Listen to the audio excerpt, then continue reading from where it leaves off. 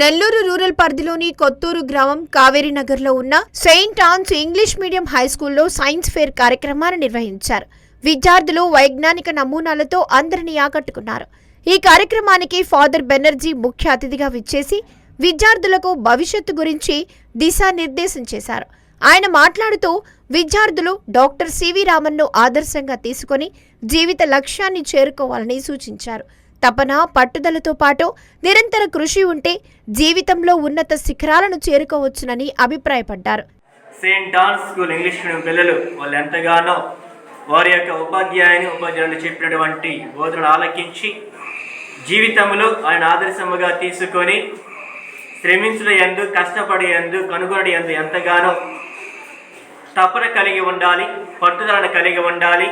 అలాగే నిరంతర కృషిని కలిగి జీవితంలో ఉన్నత స్థాయికి ఎదగాలని వారి యొక్క స్ఫూర్తిని తీసుకొని ఈనాడు ఈ యొక్క విద్యార్థులు చేసినటువంటి ఈ యొక్క ప్రాజెక్ట్స్ వర్క్ను చూడటం ఎంతగానో ఆనందముగా ఉన్నది. అలాగే దీని వెనక ఉండి నడిపించినటువంటి ప్రిన్సిపల్ సిస్టర్ గారు అయినటువంటి విజయ గారికి మరియు సిస్టర్ కరెస్పాండెంట్ అయినటువంటి జ్యోతి గారికి వారి యొక్క స్కూల్ యాజమాన్యాలందరినీ కూడాను అభినందనలు తెలియజేస్తూ, అదే రీతిగా ఈ యొక్క విద్యార్థులని కూడా అభినందనలు తెలియజేస్తూ ఇంకా రాబో రోజుల్లో ఇక్కడ పనిచేసేటటువంటి సిస్టర్స్ యొక్క యాజమాన్యం యొక్క విద్యా బోధన ద్వారా Saint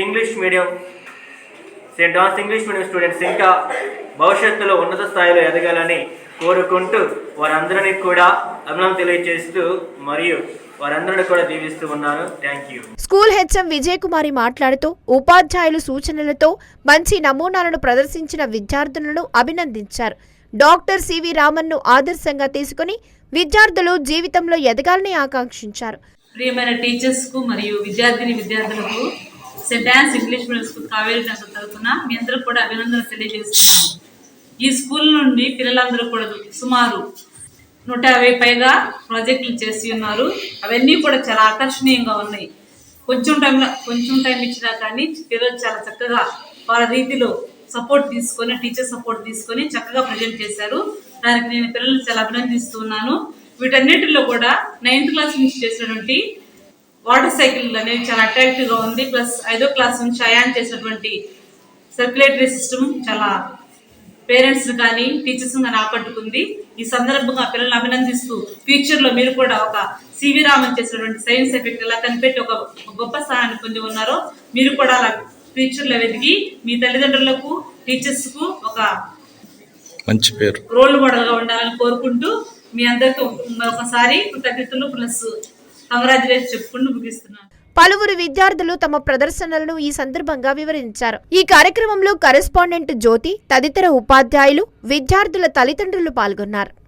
Studying in 5th standard in St. Anne's English Medium High School, Kaveri Nagar. This is my project. My project name is solar eclipse and lunar eclipse. An eclipse happens when one heavenly body blocks the light of another. A solar eclipse occurs when the moon comes between the sun and the earth and blocks the sunlight. It happens only on a new moon day and can be seen during the daytime. Continuous movement of water on a bond below the Earth's surface. It starts with the evaporation of water from oceans, lakes and rivers, turning it into water vapor. This vapor rises into the atmosphere where it is cooler, condensed into clouds. When the clouds become heavy with water droplets, precipitation occurs in the form of rain, snow, sleet or hail. Key states of water cycle explained. First point, evaporation.